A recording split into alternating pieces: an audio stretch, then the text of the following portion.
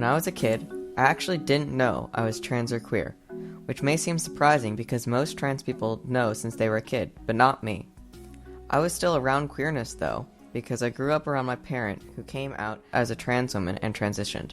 This did end up leading to my parents' divorce in a roundabout way due to my mother being abusive and then playing the victim in a similar argument to, quote, trans women invade women's spaces, unquote, which is entirely wrong.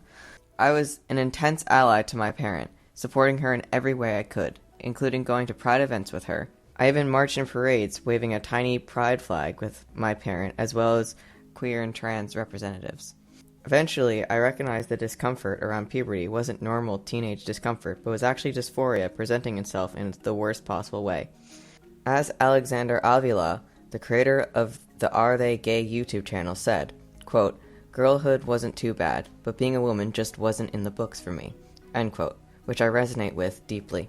I did experiment with theater and cosplay, but never considered it anything except theater and cosplay. Then I reached a breaking point, and I had to figure out myself quite quickly, often using what's my gender quizzes. I finally did figure out my gender to be trans-masculine non-binary, my pronouns to be he, him, and they, them, and my sexuality to be gay or queer, but I played around with the term gender fluid, which still mostly fits. After realizing who I was, I came out, privately to close friends and family, then later publicly on Facebook. Most people were supportive, but my mother in particular wasn't supportive, and to this day still misgenders and dead names me. Similar to when my parent came out, my mother made it about herself, trying to coerce me into thinking I'd grow up to be like her, a masculine heterosexual woman. Spoiler alert, that didn't happen. I didn't know I was trans or queer as a kid, but right now I'm living happily as myself, 1.5 years on testosterone and planning top surgery in the near future.